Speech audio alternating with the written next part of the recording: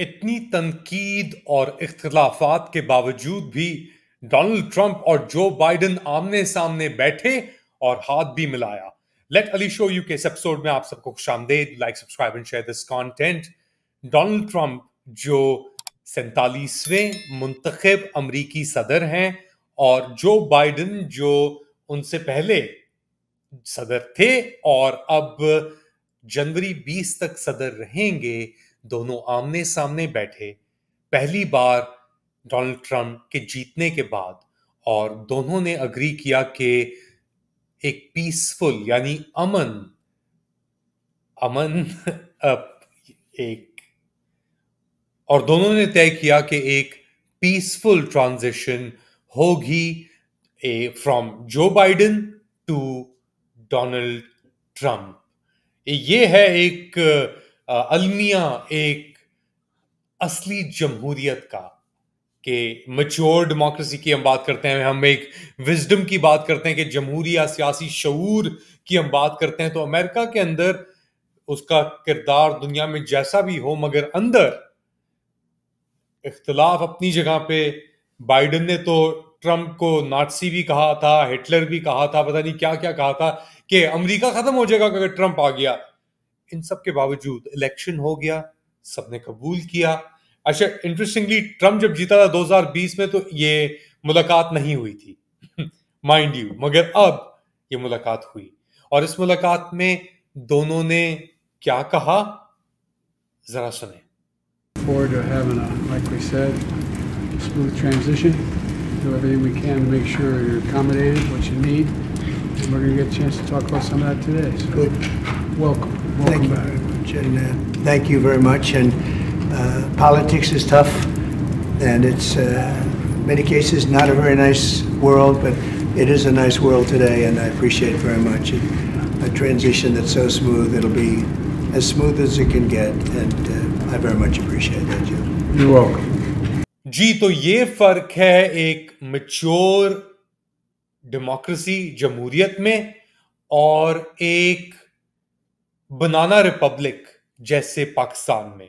पाकिस्तान के अंदर अगर आपका इख्तिलाफ है या किसी से आपकी नहीं बन रही, तो फिर आपको जेल में डाल दिया जाएगा, आपसे इलेक्शन रिक किए जाएंगे, मैंडेट चोरी होगा पूरा का पूरा, जो विल ऑफ द पीपल जिसे कहते हैं उसको कुचला जाएगा। अमेरिका के अंदर ये सब कुछ नहीं होता। अमेरिका के अंदर अगर लोगों ने डिसाइड कर लिया कि यही होना है तो बस यही होना है।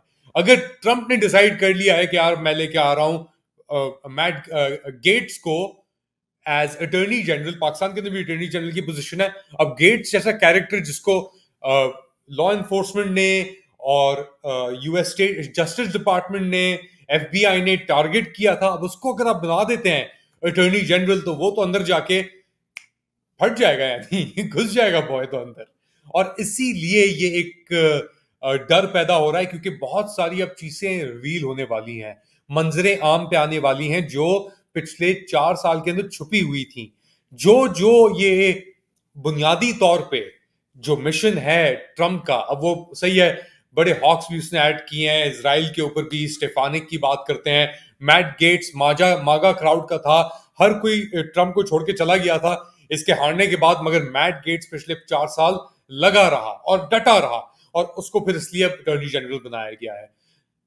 इन सब का मकसद क्या है? इन सब का मकसद यह है कि जो बिग गवर्नमेंट है, बड़ी गवर्नमेंट की हम जो बात करते हैं, उससे बचा जाए। यानी एक लिबर्टेरियन आप इसको फिलॉसफी कह लें, या इनका ये मानना है कि हुकूमत इतना अब हर किसी की जिंदगियों में घुस चुकी है वेलफेयर के थ्रू, सोशल सर्विसेज के थ्रू, कि आज़ादी जो है वो, या चाहे आज़ादी राय हो, चाहे वो आज़ादी हो अपने खानदान को किस तरह चलाना है, इन सब चीज़ों की, तो वो इंट्रूजन के खिलाफ ये ट्रंप एक मसाया बन के सामने उभरा है। और पूरा मकसद ये पूरा इसी के साथ है। अब तुलसी गैबार्ड, उसके अपने जो व्यूज हैं, बिगेटेड है नहीं है वो अपनी जगह पे, मगर उसे तवक्को ये की जा रही है कि नेशनल इंटेलिजेंस की जो डायरेक्टर, सुना है तुलसी गैबार्ड को भी पोजीशन हासिल हुई है, डोनाल्ड ट्रंप साहब ने दी है कि अब तुलसी गैबार्ड के बारे में बड़े इंकशाफात मौजूद हैं।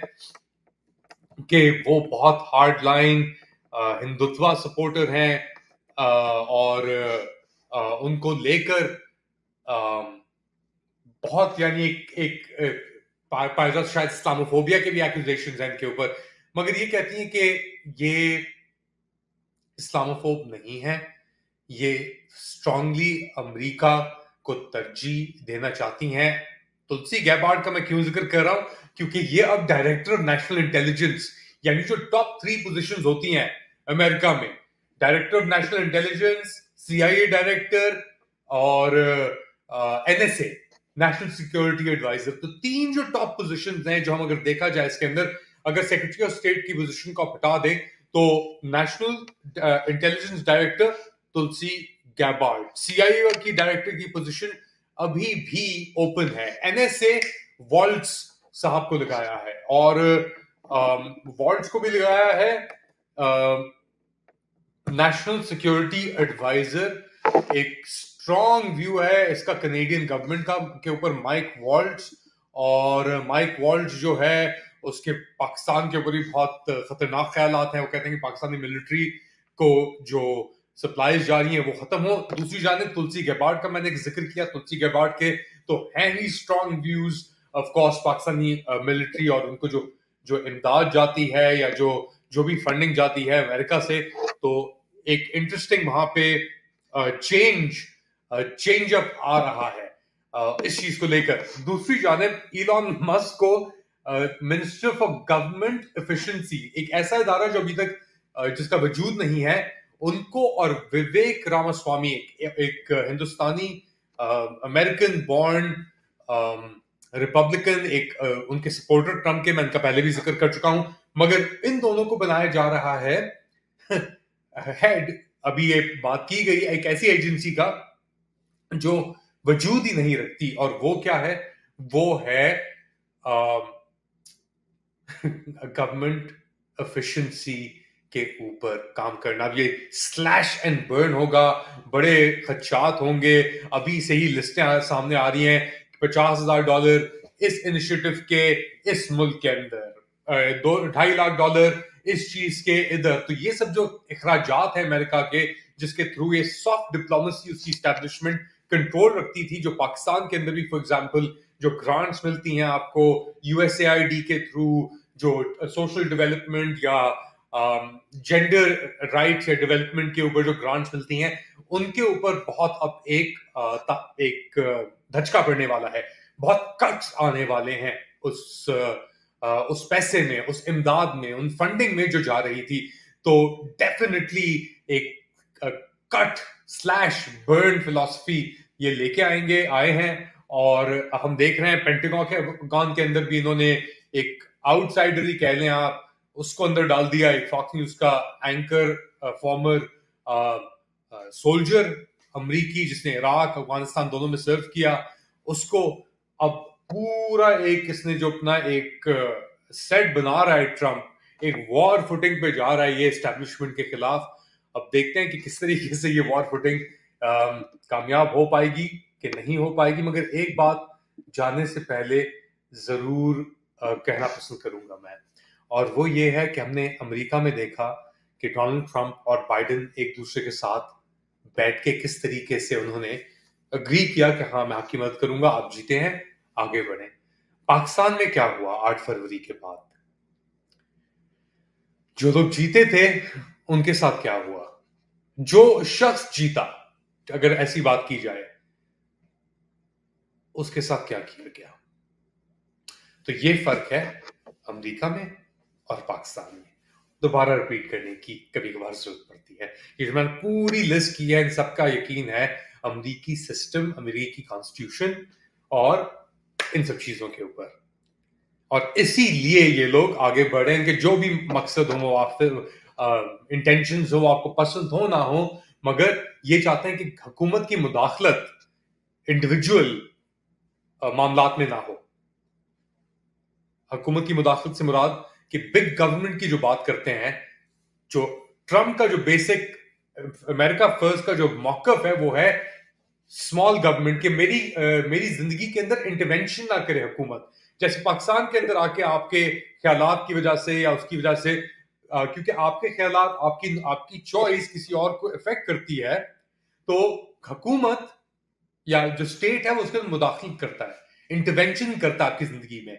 अमेरिका में जो ये वोट हुआ है अभी, ये हुआ है ये जो स्टैब्लिशमेंट या डीप स्टेट, ये जो हुकूमत की आउटरीच या ओवररीच जो है, ओवररीच से मुराद के अपने यानी बस से बाहर, यानी आपको कोई जरूरत नहीं है कि आप ये चीज इन्फोर्स करें स्कूल के अंदर, यहाँ पे ये सब चीजें, एक वोक कल्चर या एक व्हाटएवर, किसी एजेंडा के तहत आप फैमिलीज के अंदर इंटरवेंशन करके ये सब चीजें करें। तो वो एक स्मॉल स्टेट लेस इंटरवेंशन की जो बेसिस है अमेरिका में, ट्रंप उसकी मैनिफेस्टेशन है। और ट्रंप हर चीज जो कर रहा है वो हुकूमत को, ये जो स्टेट की जो ओवररीच थी, जो टेंटिकल्स, ये जो हाथ हटकंडे कंधे जो फैल गए थे हुकूमत के या स्टेट के या रियासत के, उसके अगेंस्ट, यानी उसको काबू में लाने के लिए, काटने के लिए, कंट्रोल करने के लिए ट्रंप सामने आया है।